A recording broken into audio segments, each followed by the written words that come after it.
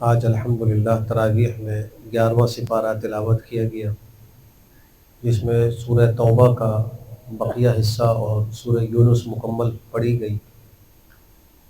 10ویں سپارے کے آخر میں منافقین کا کچھ تذکرہ تھا اور ان مسلمانوں کا بھی ذکر تھا کہ جو کسی عذر کی وجہ سے غزوہ تبوک میں شریک ہونے سے رہ گئے تھے، تو ان کے بارے میں یہ کہا گیا تھا کہ ان پر کوئی گناہ نہیں ہے، لیکن گناہ ان لوگوں پر ہے کہ جو باوجود طاقت رکھنے کے، وسعت رکھنے کے، پیغمبر سے اجازت لے کر پیچھے بیٹھے رہے اور اس غزوے میں شریک نہیں ہوئے۔ 11ویں سپارے کے آغاز میں اس بات کا تذکرہ ہے کہ جب اے نبی اور اے صحابہ تم واپس لوٹ کر آؤ گے تبوک سے، تو تمہارے پاس کچھ لوگ عذر پیش کرنے کے لیے آئیں گے، تو اے نبی آپ ان کو صاف صاف کہہ دیجئے گا کہ کوئی عذر پیش نہ کرو، ہم تمہاری بات کا یقین نہیں کریں گے، ہم کو تو اللہ نے تمہارے حالات کی خبر کر دی۔ تو منافقین کا عذر آپ کو یہ کہا گیا کہ وہ نہ سنیں اور ان کو قبول نہ کریں۔ پھر یہ بھی ذکر فرمایا کہ عنقریب یہ قسمیں کھائیں گے، اور قسم کھانے کا مقصد بھی یہ ہوگا کہ آپ ان سے اعراض کر لیں اور ان کے عذر کو قبول کر لیں۔ تو آپ ان سے اعراض کر لیں، یہ گندے لوگ ہیں، ان کا ٹھکانہ جہنم ہے اور ان کے کیے کی یہی جزا ہے۔ پھر فرمایا کہ یہ قسمیں اس لیے کھاتے ہیں کہ تم ان سے راضی ہو جاؤ، اگر تم راضی ہو بھی گئے تو فاسق لوگوں سے اللہ راضی نہیں ہوگا، فاسق اور فجار لوگوں سے اللہ راضی نہیں ہوگا اگر بالفرض تم راضی ہو بھی گئے ان منافقین سے۔ پھر دیہات کے کچھ لوگوں کا ذکر ہے، ان میں بعض وہ تھے کہ جو بڑے سخت تھے اور وہ ایمان لے کر نہیں آئے تھے اور اسلامی احکام کو اپنے لیے بوجھ سمجھا کرتے تھے، ان کا تذکرہ بھی کیا گیا۔ اور پھر ان دیہاتیوں کا بھی تذکرہ کیا گیا جو ایمان لانے والے تھے، مومن تھے، اچھے لوگ تھے، اور وہ اللہ کے راستے میں جو کچھ خرچ کرتے تھے اس کو اللہ کے قرب کا ذریعہ سمجھتے تھے، پیغمبر کی دعا کا ذریعہ سمجھا کرتے تھے۔ پھر مسلمانوں میں جو سابقون الاولون ہیں، مہاجر ہوں یا انصار ہوں، ان کا بھی تذکرہ ہے، اور جن لوگوں نے ان کی اتباع کی اخلاص کے ساتھ۔ اس میں قیامت تک آنے والے سارے ہی انسان شامل ہیں کہ اگر وہ صحابہ، انصار و مہاجرین، السابقون الاولون کی اتباع کرتے ہیں اخلاص کے ساتھ، تو اللہ ان سے راضی اور وہ اللہ سے راضی ہوں، اور اللہ نے ایسوں کے لیے جنتیں تیار کر رکھی ہیں جن کے نیچے سے نہریں بہتی ہوں گی، اس میں ہمیشہ ہمیشہ رہیں گے۔ یہی بڑی کامیابی ہے۔ غزوہ تبوک میں کچھ مخلص مسلمان بھی پیچھے رہ گئے تھے اور ان کے رہنے کا کوئی عذر نہیں تھا، وہ 10 صحابہ کرام تھے۔ ان میں سے 7 کو تو اپنے اس عمل پر اتنی پشیمانی ہوئی کہ جب ان کو پیغمبر کے واپس لوٹنے کا علم ہوا تو انہوں نے اپنے آپ کو مسجد نبوی کے ستونوں سے باندھ لیے اور کہا کہ جب تک ہماری توبہ نازل نہیں ہوگی اور پیغمبر ہمیں اپنے ہاتھ سے آ کر نہیں کھولیں گے تو ہم جو ہیں وہ یہیں بندے رہیں گے۔ جب آپ واپس تشریف لائے، پوچھا کہ یہ کون لوگ ہیں، یہاں کیوں بندے ہوئے ہیں، تو بتایا گیا کہ یہ وہ لوگ ہیں جو غزوہ تبوک میں جانے سے رہ گئے تھے، کوئی عذر نہیں تھا، تو انہوں نے اپنے آپ کو ایسے باندھ لیا ہے۔ تو اللہ نے ان کے اس اعتراف پر ان کی توبہ کو قبول کر لیا، اور چند ہی دنوں میں ان کی توبہ کی آیتیں نازل ہو گئیں اور ان کا گناہ معاف ہو گیا۔ لیکن 3 حضرات وہ تھے کہ جنہوں نے اپنے آپ کو باندھا نہیں تھا، لیکن پیغمبر کی خدمت میں آ کر اپنے قصور کا اعتراف کر لیا تھا، کوئی جھوٹا عذر پیش نہیں کیا تھا، تو ان کے معاملے کو مؤخر کیا گیا اور ان سے بائیکاٹ کیا گیا، اور 50 دن تک وہ اسی حال میں رہے، اور ان کی کیفیت یہ ذکر کی گئی ہے کہ زمین باوجود کشادہ ہونے کے ان کی تنگ ہو گئی تھی، وہ اپنی جانوں سے بیزار ہو گئے، ان کو یقین ہو گیا تھا کہ اب اللہ کے سوا کوئی ٹھکانہ نہیں ہے۔ تو اللہ نے پھر جو ہے ان کی توبہ کو قبول کیا اور باقاعدہ آیتیں اتریں۔ تو ان حضرات کا چونکہ مجاہدہ بھی بڑا سخت تھا، تو ان کی توبہ کے لیے باقاعدہ آیتیں اتار کر ان کی دلجوئی کی گئی ہے۔ وہ 3 صحابہ حضرت کعب بن مالک، حضرت ہلال بن امیہ اور حضرت مرارہ ابن الربیع ہیں۔ غزوہ تبوک کے لیے جب آپ جا رہے تھے تو ابو عامر فاسق ایک مدنی شخص تھا جو قبیلہ خزرج کا تھا، ان کے جو صاحبزادے ہیں حضرت حنظلہ، وہ تو پکے مسلمان تھے، ان کا لقب تھا غسیل الملائکہ، غزوہ احد میں شہید ہوئے تھے اور ان کو فرشتوں نے غسل دیا، تو ان کا لقب ہی پڑ گیا غسیل الملائکہ، یعنی وہ شخص جس کو فرشتوں نے غسل دیا ہے۔ لیکن بعد جو تھا ابو عامر وہ پکا منافق تھا، کافر تھا، تمام جنگوں میں دشمنوں کے لیے یہ اعلی کار بنا رہا، معاون بنا رہا، حتیٰ کہ احد کے میدان میں جو گڑھے کھودے تھے وہ بھی اسی نے کھودے تھے، ان گڑھوں میں سے ایک میں پیغمبر گرے بھی تھے، اور آپ کا دانت بھی شہید ہوا تھا، اور آپ کا سر مبارک بھی زخمی ہوا تھا۔ پھر غزوہ حنین کے بعد یہ روم کے بادشاہ کے پاس چلا گیا، تو اس نے وہاں سے اپنے لوگوں کو پیغام بھیجا کہ تم ایک عمارت بناؤ مسجد کے نام سے، اور وہ میرا ٹھکانہ ہوگا، میرا مرکز ہوگا، اور اس میں جو ہے میں جن لوگوں کو بھیجوں گا وہ آ کے ٹھہرا کریں گے، اور تم جو ہے وہ کمزور مسلمانوں کو پہلا پھسلا کر دین سے برگشتہ کرنے کی کوشش کرو۔ تو انہوں نے اس کا نام مسجد رکھ لیا تھا۔ جب آپ تبوک کے لیے جا رہے تھے تو آپ کی خدمت میں منافق آئے اور کہا کہ ہم چاہتے ہیں کہ یہ قبا کے قریب ہم نے ایک مسجد بنائی ہے، اور مقصد یہ ہے کہ لوگ جو دور دراز سے آتے ہیں ان کو مشکل ہوتی ہے، قریب والوں کو فائدہ ہوگا، بارش ہوتی ہے، کبھی دھوپ ہوتی ہے، اور کمزور بیمار لوگ ہوتے ہیں وہ نماز کے لیے آ جائیں گے، تو آپ اس مسجد میں نماز پڑھ کر اس کا افتتاح کر لیں۔ تو آپ نے فرمایا کہ ابھی تو میں تبوک کے لیے جا رہا ہوں، اگر اللہ نے چاہا تو واپسی میں نماز پڑھوں۔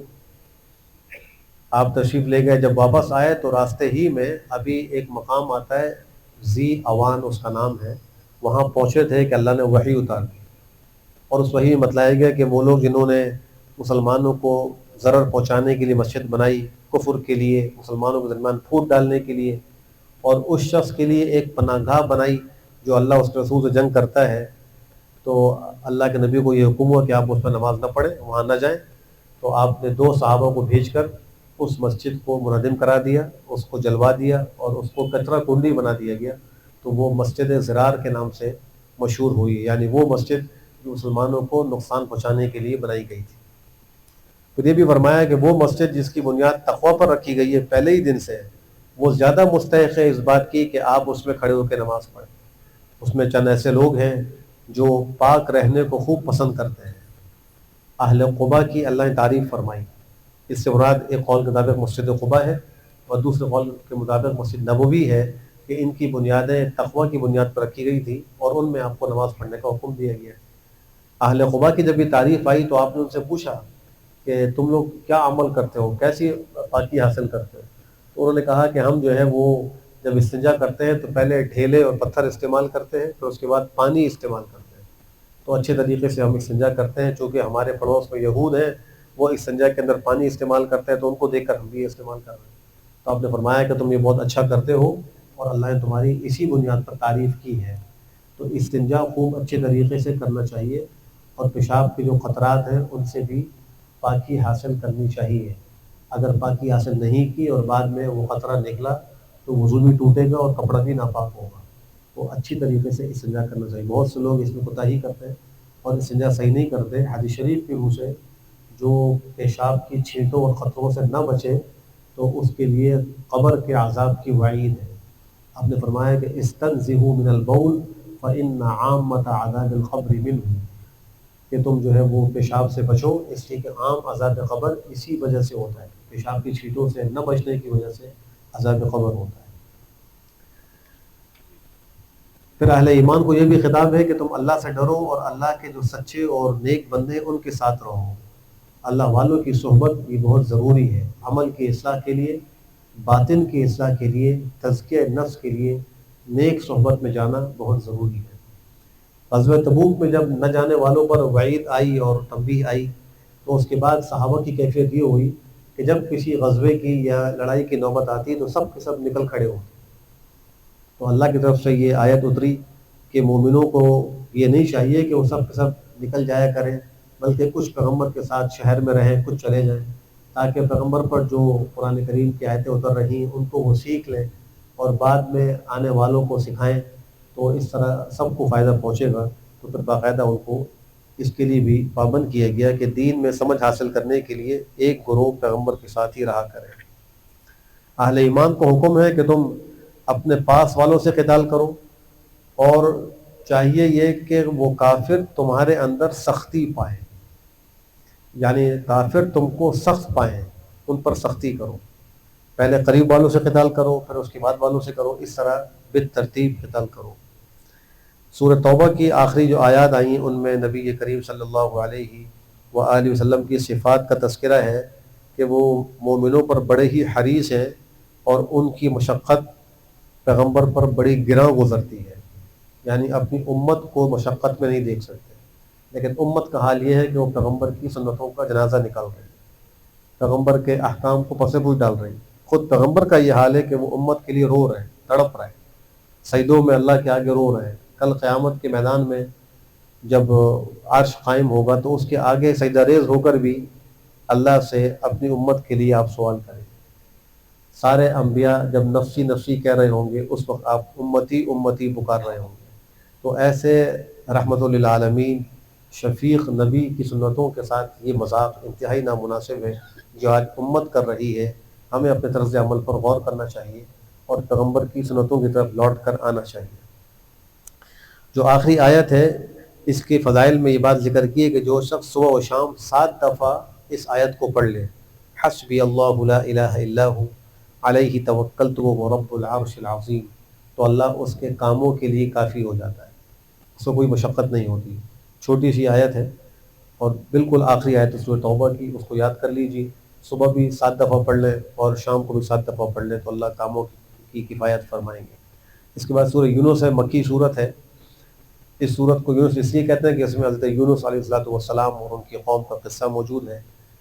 صورت کے آغاز میں قرآن کریم کی حقانیت کو بیان کیا گیا ہے اور پیغمبر کو جو اللہ وحی بھیجتے ہیں اس کا مقصد ذکر کیا ہے۔ مقصد یہی ہے کہ لوگوں کو ڈرائیں اور جو ایمان والے ہیں ان کو اللہ کے ہاں اونچے مقام اور مراتب کی بشارت سنائیں۔ پھر کافروں کے اعتراض کا ذکر ہے، وہ کہتے تھے کہ یہ تو جادو ہے، ان کے اس اعتراض کا جواب دیا کہ جادو نہیں، اللہ کا کلام ہے۔ پھر اللہ کی توحید کی دلیلیں ذکر کی گئی ہیں کہ اللہ نے آسمان زمین کو 6 دنوں میں پیدا کیا، پھر اللہ عرش پر مستوی ہوا، امور کی تدبیر اللہ کرتا ہے، اللہ کے حکم کے بغیر کوئی اللہ کے آگے سفارش نہیں کر سکے گا۔ اسی اللہ کی عبادت کا حکم ہے کہ انسان اللہ کی عبادت کرے، غیر اللہ کی عبادت نہ کرے۔ پھر یہ فرمایا کہ 2 قسم کے لوگ ہیں، ایک تو وہ لوگ ہیں جو قیامت میں اللہ کی ملاقات کی امید نہیں رکھتے، دنیا کی زندگی پر راضی ہو گئے، مطمئن ہو کے بیٹھ گئے، آخرت سے بالکل غافل۔ ایسوں کا انجام یہ ہے کہ ان کا ٹھکانہ جہنم ہے ان کے اعمال بد کی وجہ سے۔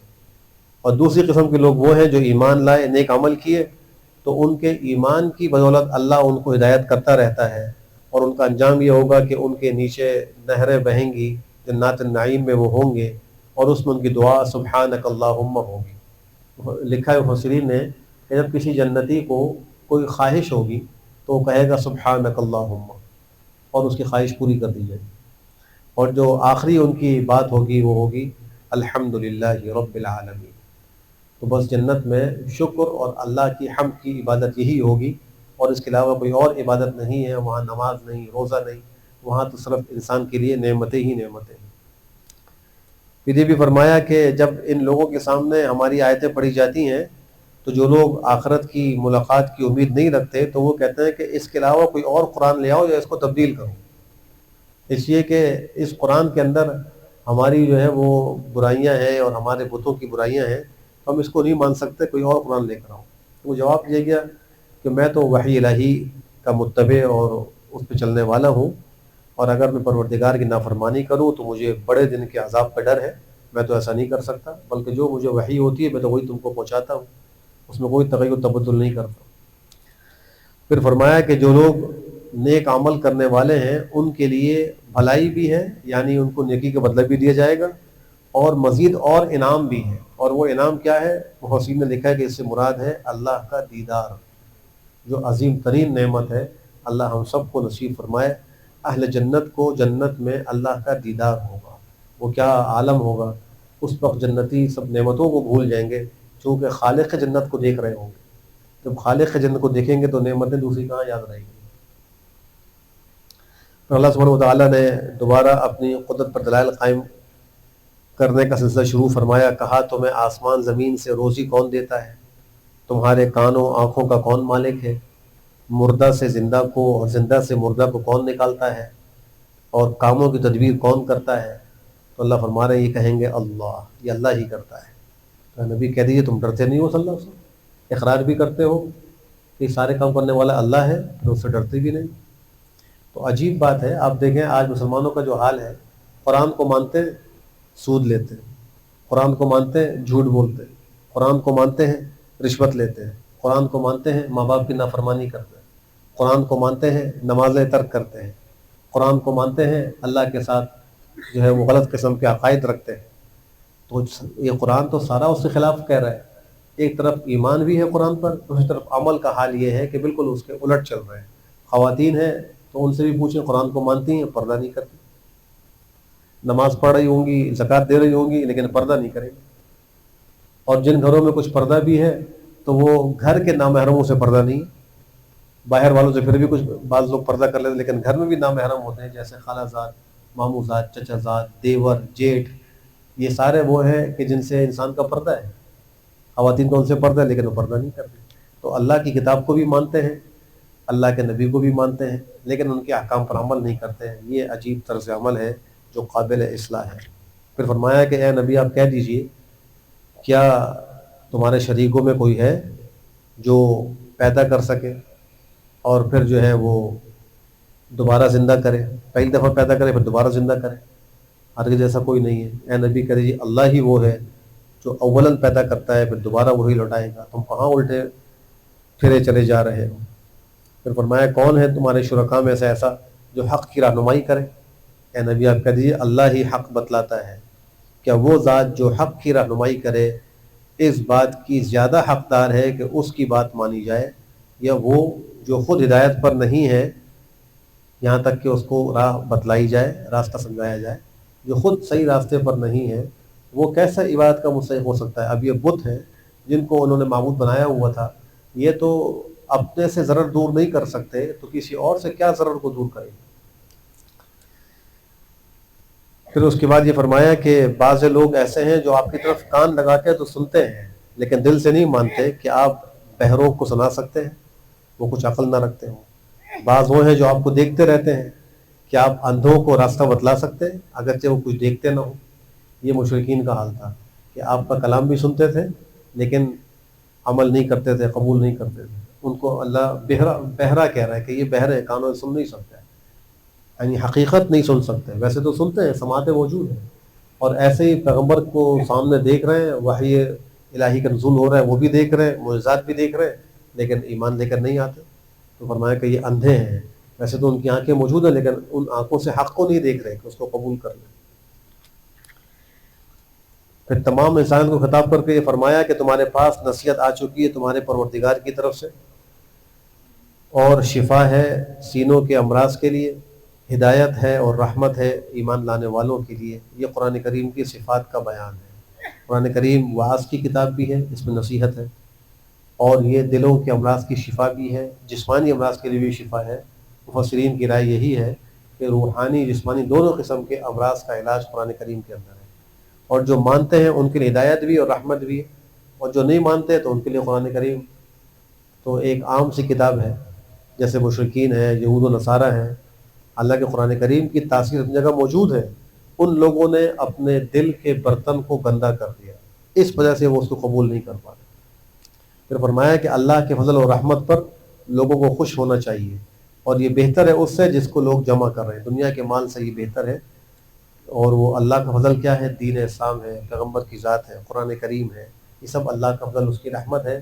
اصل خوشی کی چیزیں یہ ہے، جس کو اللہ دین کی سمجھ دیتا ہے اس کے بارے میں تو یہ یقینی کہا جا سکتا ہے کہ اللہ نے اس سے خیر کا ارادہ کیا، لیکن جس کو اللہ دنیا دے دے اس کے بارے میں یقینی طور پہ یہ نہیں کہا جا سکتا کہ وہ ہدایت پر ہے یا اللہ نے اس کا خیر کا معاملہ کر لیا، ارادہ کر لیا۔ اس لیے حدیث شریف میں فرمایا اللہ کے نبی نے مَن یُرِدِ اللَّهُ بِهِ خَیْرًا یُفَقِّهْهُ فِی الدِّین، جس سے اللہ خیر کا ارادہ کرتا ہے تو اس کو اللہ دین کی سمجھ دیتا ہے۔ تو قرآن، دین اور یہ پیغمبر کی احادیث جس کو نصیب ہو جائے، جس کو سمجھ آ جائے، جس کو پر عمل کی توفیق ہو جائے، تو اللہ کی طرف سے یہ وہ شخص ہے کہ اس کے ساتھ خیر کا ارادہ کیا گیا ہے، اگرچہ اس کے پاس مال دولت کچھ نہ ہو۔ لیکن ایک آدمی کے پاس مال دولت عہدہ سب کچھ ہو، دنیا سب کچھ ہو، لیکن عمل اس کے اوپر نہ ہو، اور قرآن کریم اور پیغمبر کی حدیث کا اتباع وہ نہ کرتا ہو، تو اللہ نے اس سے خیر کا ارادہ نہیں کیا۔ پھر فرمایا کہ جو اللہ کے ولی ہیں ان پر نہ کوئی خوف ہوگا نہ وہ غمگین ہوں گے، ان کے دنیا کی زندگی میں بھی بشارت ہے، آخرت میں بھی بشارت ہے۔ اب اللہ کا ولی کون ہے؟ فرمایا کہ الذین آمنوا وکانوا یتقون، جو ایمان لائے اور اللہ سے ڈرتے ہیں، یہ اللہ کے ولی ہیں۔ ایمان تو ہم سب کو اللہ نے نصیب کیا ہے، اس میں اللہ کا شکر ادا کرنا چاہیے، اس کو سنبھالنے اور اس پر استقامت کی فکر کرنی چاہیے۔ اب ایک چیز ہے تقویٰ، وہ اختیار کرنے کی ضرورت ہے۔ روزے کا مقصد بھی تقویٰ ہے، ہمیں اس کی مشق کرائی جا رہی ہے کہ انسان کے اندر تقویٰ آ جائے، اس کو حاصل کر لیں تو اللہ کے ہم دوست بن جائیں گے۔ جب دوست بنیں گے تو آخرت میں نہ کوئی خوف ہوگا، نہ کوئی غمگین ہوں گے ہم، اور نہ جو ہے کوئی تکلیف ہوگی، بلکہ دنیا کی زندگی میں بھی خوشیاں اور آخرت میں بھی خوشیاں ہوں۔ اس کے بعد حضرت نوح علیہ السلام کا قصہ ہے، ان کی قوم کا، کہ جب انہوں نے اپنی قوم کو کہا کہ ایمان لاؤ اور اللہ کی عبادت کرو، تو انہوں نے ان کی بات کو قبول نہیں کیا۔ تو جواب میں انہوں نے کہا کہ میری قوم، اگر میرا تمہارے درمیان ٹھہرنا تم پر گراں گزرتا ہے، یا اللہ کی آیات سے تم کو نصیحت کرنا تم کو برا لگتا ہے، تو میں نے اللہ پر تو بھروسہ کر لیا، تم اپنی ساری تدبیریں جمع کر لو، اپنے شرکاء کو جمع کر لو، اور اس کے بعد تم میرے خلاف فیصلہ کرو اور مجھے مہلت بھی مت دو، مجھے کوئی ڈر نہیں، جو چاہو کرو، لیکن میں تو یہ حق کی دعوت دیتا رہوں گا۔ اور اگر تم روگردانی کرو گے تو میں تم سے کوئی اجرت تو مانگی نہیں ہے، پیسہ تو مانگا نہیں ہے، میرا اجر تو اللہ کے ذمے ہے، مجھے یہ حکم ہے کہ میں مسلمانوں میں سے ہو جاؤں۔ اس نصیحت کے بعد بھی قوم نے مانا نہیں، بلکہ ان کو جھٹلایا۔ تو اللہ فرماتے ہیں کہ ہم نے نوح کو اور جو ان کے ساتھ کشتی میں تھے ان کو ہم نے بچایا، اور ہم نے ان کو زمین میں جانشین بنایا۔ جن لوگوں نے ہماری آیات کو جھٹلایا ہم نے ان کو غرق کر دیا۔ بس دیکھیے کیسا ہوا انجام ان لوگوں کا جن کو ڈرایا گیا تھا۔ حضرت موسیٰ علیہ السلام کا قصہ ہے، وہ فرعون کے پاس آئے تھے اور اس کو دعوت دی تھی، تو ان لوگوں نے کہا کہ یہ تو سحر ہے، جادو ہے، چونکہ وہ عصائے موسیٰ کو دیکھا، ید بیضاء کو دیکھا، انہوں نے اس کو جادوگری کہہ دیا۔ اور فرعون نے کہا میرے پاس تمام ماہر جادوگروں کو لے آؤ۔ جب جادوگر آ گئے تو حضرت موسیٰ نے ان سے کہا کہ تم ڈالو جو ڈالنا چاہتے ہو۔ جب انہوں نے اپنے وہ لاٹھیوں کو، رسیوں کو ڈالا، تو حضرت موسیٰ نے فرمایا جو تم لائے ہو وہ تو جادو ہے، اور اللہ اس کو باطل کر دے گا۔ پھر انہوں نے اپنے عصا کو ڈالا تو وہ عصا سب کچھ کو نگل گیا اور کھا گیا۔ یہ جو سورہ یونس کی آیت نمبر 81 اور 82 ہے، جادو کے علاج میں بڑی مجرب ہے۔ اگر صبح شام اس کو بھی پڑھنے کا معمول بنا لیں تو اللہ سحر سے حفاظت کرتے ہیں۔ فلما القوا قال موسیٰ ما جئتم به السحر ان اللہ سیبطلہ ان اللہ لا یصلح عمل المفسدین ویحق اللہ الحق بکلماتہ ولو کرہ المجرمون۔ یہ دو آیتیں ہیں، 3 دفعہ صبح پڑھ لیں، 3 دفعہ شام کو پڑھ لیں تو اللہ جادو سے حفاظت فرماتے ہیں۔ پھر فرمایا کہ موسیٰ پر سوائے چند لوگوں کے کوئی بھی ایمان لے کر نہیں آیا، اور وہ بھی فرعون کے خوف سے ڈرتے رہتے تھے کہ ان کو آزمائش میں ڈال دے گا۔ بڑا سرکش تھا فرعون۔ حضرت موسیٰ نے جب اس کے لیے بد دعا کی کہ اللہ آپ نے فرعون کو مال اس لیے دیا ہے، دنیا اس لیے دی ہے کہ وہ آپ کے راستے سے لوگوں کو گمراہ کرے، آپ اس کے مال کو مٹا دیں، ان کے دلوں کو سخت کر دیں، یہ ایمان لے کر نہ آ سکیں یہاں تک کہ عذاب علیم کو دیکھ لیں۔ اللہ نے کہا کہ ہم نے تمہاری دعاؤں کو قبول کر لیا۔ حضرت موسیٰ دعا کر رہے تھے، حضرت ہارون آمین کہہ رہے تھے، اور ان کی اس دعا کا جو ظہور ہے لکھا ہے کہ وہ 40 سال کے بعد ہوا۔ 40 سال کے بعد فرعون غرق ہوا۔ تو دعا مانگتے رہنا چاہیے، اس کا اگر ظہور نہ ہو تو انسان کو مایوس نہیں ہونا چاہیے کہ میں تو کافی عرصے دعائیں کر رہا ہوں، میری دعا قبول نہیں ہوتی۔ اللہ کو یہ پسند ہے، جو شخص ایسا کہتا ہے تو اس کی دعائیں قبول نہیں ہوتی، بلکہ وہ اس کا کام ہے مانگنا۔ ہم فقیر ہیں، ہم اللہ کے در کے محتاج ہیں، ہمارا کام مانگنا ہے، بس ہم مانگتے رہیں۔ اگر ہمیں کچھ نہیں بھی ملا تو بھی اللہ سے مانگنا بہت بڑی عبادت ہے، ثواب تو ملے گا، آخرت میں ثواب ہے، اور اللہ اس کے نتیجے میں پتہ نہیں کتنی بلاؤں کو ٹال رہے ہوں گے، کتنی مصیبتوں کو ہم سے ہٹا رہے ہوں گے، آخرت میں کتنا ثواب اس کے لیے مقرر فرما رہے ہوں گے۔ اس لیے دعاؤں سے انسان کو مایوس نہیں ہونا چاہیے۔ حضرت یونس علیہ السلام کا قصہ شروع ہو رہا ہے، اس کے اندر اس بات کا ذکر ہے کہ ان کی قوم نے جب وہ عذاب کے آثار دیکھے تو وہ کھلے میدان میں نکل گئے، توبہ اور استغفار کرنے لگے، تو اللہ نے ان کے اس استغفار کو قبول کر لیا اور عذاب کو واپس کر دیا، وہ سارے اسلام لے آئے۔ حضرت یونس تو ان کو یہ کہہ کر نکل گئے تھے کہ 3 دن میں تم پر عذاب آئے گا، اور اس کے بعد آپ چلے گئے۔ 3 دن کے بعد جب دیکھا کہ عذاب نہیں آیا تو بجائے اس کے کہ واپس اپنی قوم میں آتے تو وہ کشتی میں بیٹھ کر کہیں اور جانے لگے اپنی قوم سے دور۔ تو جو کشتی تھی جب وہ سمندر میں پہنچی تو اس میں وہ طوفان آ گیا اور وہ بھنور میں پھنس گئی۔ تو اس کے لوگوں نے کہا جو کشتی میں تھے کہ جب کوئی آدمی اس میں بھاگا ہوا سوار ہوتا ہے تو پھر یہ کشتی بھنور میں پھنس جاتی ہے، لہٰذا وہ بھاگا ہوا کون ہے؟ تو یونس نے کہا کہ وہ میں ہوں۔ لوگوں نے کہا نہیں، آپ تو اللہ کے نیک بندے ہیں۔ تو انہوں نے قرآن اندازی کی، جب قرآن نکالتے انہی کا نام نکلتا، 3 دفعہ نکالا، 3 دفعہ انہی کا نام نکلا، بالآخر ان کو سمندر کے حوالے کر دیا۔ اللہ نے ایک غیبی انضام یہ کیا کہ مچھلی کو وہاں بھیج دیا، اس نے ان کو اپنے پیٹ میں نگل لیا۔ مچھلی کو یہ حکم تھا کہ یہ تمہارے اندر امانت ہے، تمہاری غذا نہیں ہے، ان کو تکلیف نہ پہنچے، وہ اس کے پیٹ میں رہے۔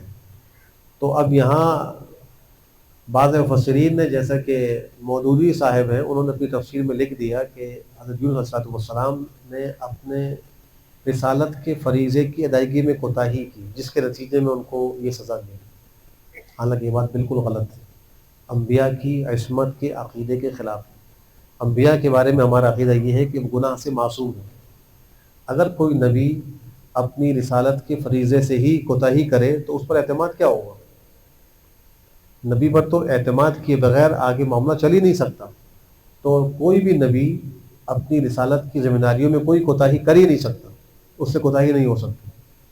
باقی ان سے جو اشتہادی خطا ہوئی وہ کیا ہوئی کہ جب 3 دن کے بعد دیکھا کہ عذاب نہیں آیا تو ان کو اللہ کے حکم کا انتظار کرنا چاہیے تھا ہجرت کرنے سے پہلے۔ انبیاء نے ہجرت کی ہے لیکن انہوں نے وحی کا انتظار نہیں کیا اور پہلے ہی ہجرت کر لی، اس خوف سے کہ اگر اپنی قوم میں جاؤں گا تو میری قوم مجھے جھوٹا کہے گی، اور جھوٹ کی سزا ان کی قوم میں وہ موت تھی۔ حالانکہ یہ جھوٹے نہیں تھے لیکن ایک آزمائش تھی کہ وہ ان کے اوپر سے ڈالی گئی، ان کی قوم کے اوپر سے۔ انہوں نے عذاب کے آثار کو دیکھ کر آنے سے پہلے ہی توبہ کر لی، توبہ قبول ہو گئی۔ تو یہ اصل مسئلہ تھا کہ وہ اللہ کے حکم کے آنے سے پہلے ہجرت کر کے چلے گئے، اس پر تنبیہ ہے۔ اور یہ بھی کوئی گناہ نہیں تھا لیکن انبیاء کے دستور کے خلاف تھا۔ انبیاء کا دستور یہ ہے کہ وہ اپنی قوم ہی میں رہتے ہیں جب تک اللہ کی طرف سے ان کو ہجرت کا حکم نہ ہو۔ جب حکم ہوتا ہے تو پھر وہ اپنی قوم سے نکلتے ہیں، ورنہ وہ تکلیفیں برداشت کرتے رہتے ہیں۔ تو یہاں انہوں نے دستور انبیاء کے خلاف ایک طریقہ اختیار کیا، اس پر تنبیہ ہے۔ اور حسنات الابرار، سیئات المقربین، جو اللہ کے نیک بندے ہوتے ہیں وہ تو مقربین کے گناہ شمار ہوتے ہیں، تو اس لیے انبیاء کی جو ہے وہ آزمائش بھی سخت ہوتی ہے۔ تو یہ اصل وجہ تھی، ورنہ رسالت کے فریضے میں کوئی کوتاہی نہیں۔ آخر صورت کے اندر اللہ کے نبی کو یہ ارشاد ہے کہ اگر آپ کو اللہ کوئی تکلیف پہنچانا چاہے تو اس کو کوئی ہٹا نہیں سکتا، اور اگر اللہ کوئی خیر دینا چاہے تو اللہ کے فضل کو کوئی رد نہیں کر سکتا۔ یہ عقیدہ ہے کہ اگر اللہ کسی کو تکلیف دینے کا ارادہ کر لے تو دنیا کی طاقت اس کو بچا نہیں سکتی، لیکن اگر اللہ کسی کو بچانے پر آ جائے تو دنیا کی طاقت اس کو نقصان نہیں پہنچا سکتی۔ اور آخر آیت میں فرمایا کہ آپ اس وحی کی پیروی کیجئے جو آپ کو کی جاتی ہے، اور صبر کیجئے یہاں تک کہ اللہ فیصلہ کر دے، اور وہ سب فیصلہ کرنے والوں میں سب سے بہتر فیصلہ کرنے والا ہے۔ اللہ ہم سب کو عمل کی توفیق نصیب کرے۔ الحمد للہ رب العالمین والعاقبۃ للمتقین والصلاۃ والسلام علی خیر خلقہ محمد وعلی آلہ وصحبہ اجمعین۔ اللهم أرنا الحق حقا وارزقنا اتباعه وأرنا الباطل باطلا وارزقنا اجتنابه۔ ربنا آتنا في الدنيا حسنة وفي الآخرة حسنة وقنا عذاب النار۔ اے اللہ ہمارے صغائر و کبائر کو معاف فرما۔ اے اللہ ہم تمام گناہوں سے توبہ کرتے ہیں، ہماری توبہ قبول فرما۔ اے اللہ ہمیں اس توبہ کے اوپر استقامت کی توفیق نصیب فرما۔ اے اللہ رمضان المبارک کا پہلا عشرہ بالکل آخری کنارے پر آ لگا ہے۔ اے اللہ یہ رحمت کا عشرہ ہے، ہم سے اتنی بڑی کوتاہی ہوئی، غفلت ہوئی، اے اللہ ہمیں معاف فرما۔ اے اللہ محض اپنے فضل و کرم سے ہمیں رحمت نصیب فرما، برکت نصیب فرما۔ اے اللہ جو رمضان کے بقیہ 2 عشرے ہیں ان کی خوب قدردانی کی توفیق نصیب فرما، غفلت سے ہم سب کی حفاظت فرما۔ اے اللہ جو بیمار ہیں سب کو شفا صحت عافیت نصیب فرما۔